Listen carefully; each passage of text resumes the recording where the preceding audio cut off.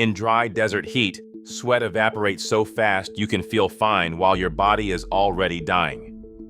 On July 15, 2021, a retired Norwegian couple walked into Death Valley's Golden Canyon in casual clothes with almost no water.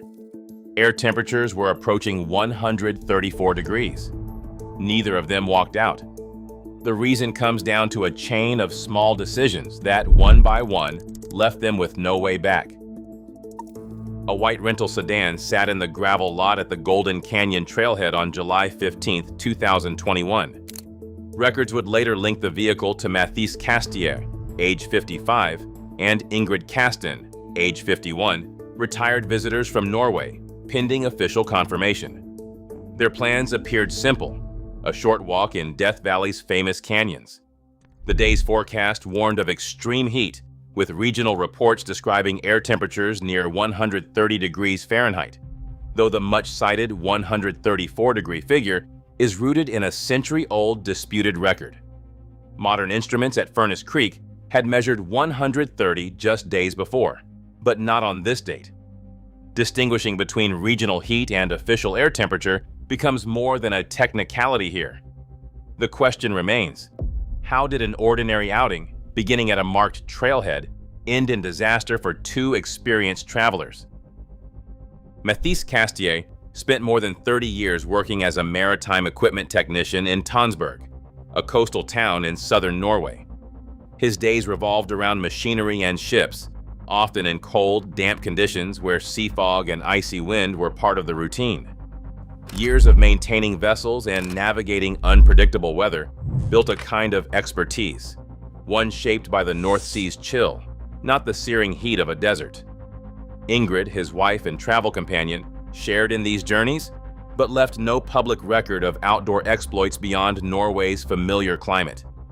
Neither is known to have hiked in deserts or faced the kind of relentless sun found in Death Valley. The skills that served Mathis well in freezing, windswept harbors offered little preparation for a landscape where shade is scarce and the ground radiates heat. The difference between these environments is more than temperature. It is a gap that experience alone cannot always bridge. Their choice of when to set out that day would become the first in a series of small, consequential decisions. By the time Mathis and Ingrid arrived at Golden Canyon, the sun was already high. The recorded arrival time, just after 9:30 in the morning, meant the desert floor had lost its brief window of coolness. Weather data from Furnace Creek that day put the temperature above 100 degrees Fahrenheit, even at these lower elevations. In July, park rangers urge hikers to begin before sunrise, often as early as 5:30 a.m., to take advantage of the only hours when the air is remotely forgiving. The reasoning is simple. As the day progresses, the temperature climbs quickly, and the exposed canyons trap the heat, turning each step into a test of endurance. A late morning start doesn't just shorten the margin for error. It guarantees that much of the hike, including the return, will fall squarely in the hottest stretch of the day, when ground temperatures can soar even higher than the air. Rangers warn that even experienced hikers can be caught off guard, as the body loses water and the ability to cool itself long before thirst or fatigue become obvious.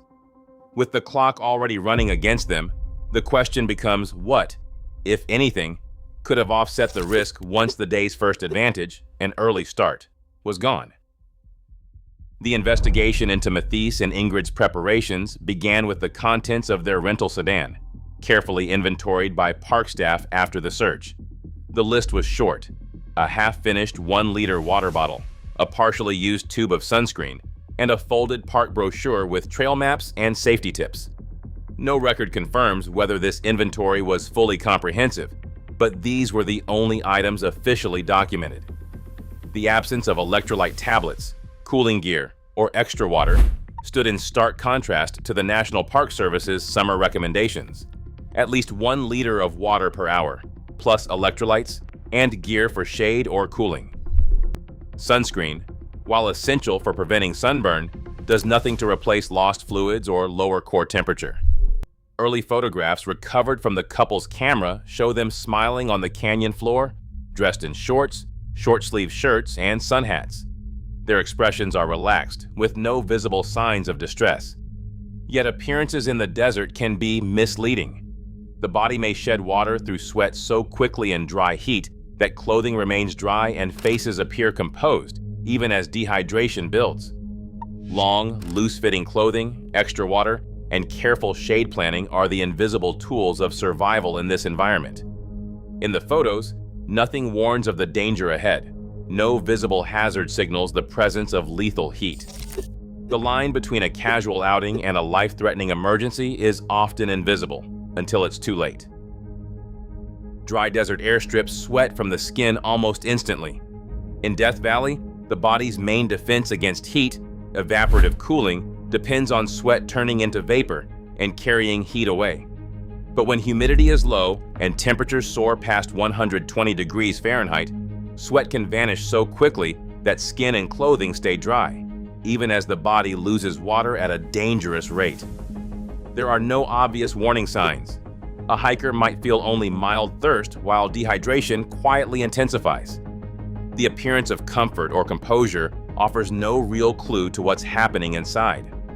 Medical researchers and wilderness guides warn that in these conditions, the body's cooling system can become overwhelmed in less than an hour. Heat stroke begins when core temperature rises above 104 degrees Fahrenheit, and the brain's ability to regulate heat starts to fail. The first signs are subtle: confusion, unsteady movement, or a sense of fatigue that doesn't match the effort. Without rapid cooling and rehydration, organs begin to shut down. Death Valley's reputation for danger is rooted in more than a century of extreme heat records.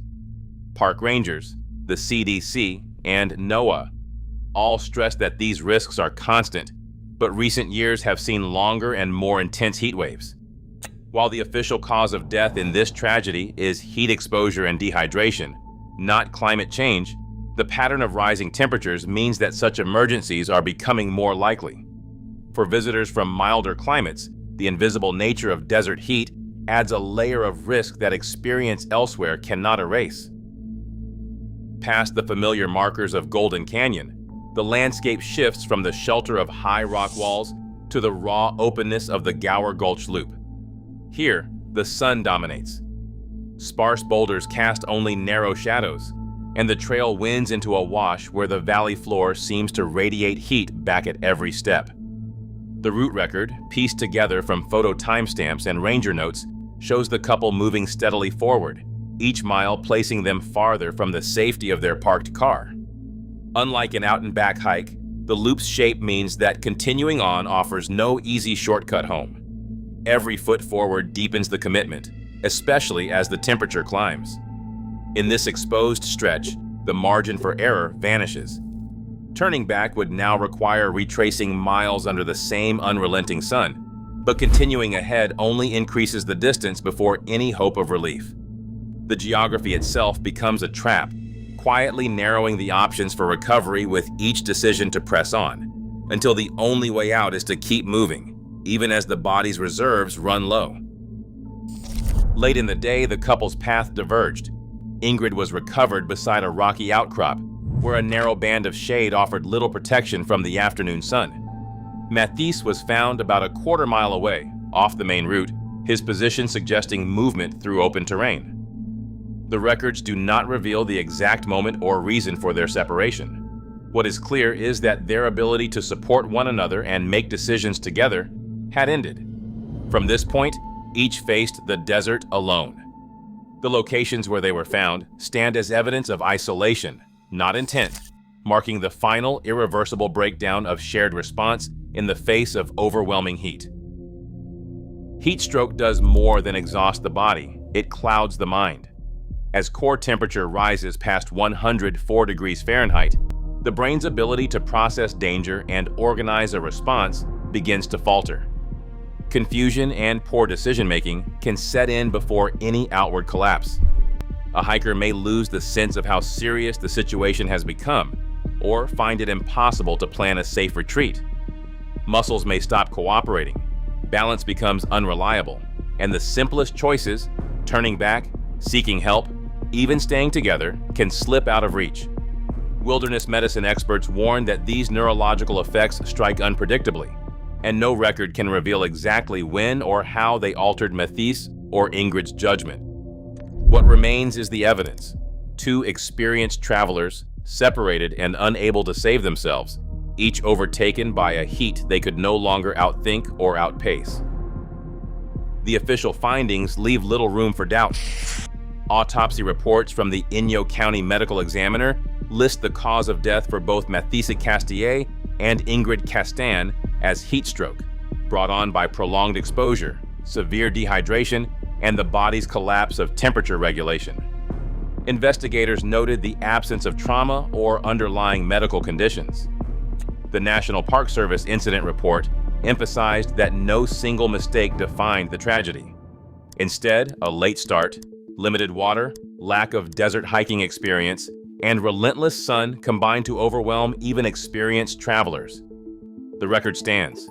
2 lives lost, not to a single error, but to the cumulative weight of the desert's invisible demands. Extreme heat doesn't always announce its threat. As global temperatures rise, Death Valley's silent dangers only grow more common. Preparation is no longer optional, it's survival. For every traveler, the difference between adventure and emergency now depends on recognizing risks we can't see until it's far too late.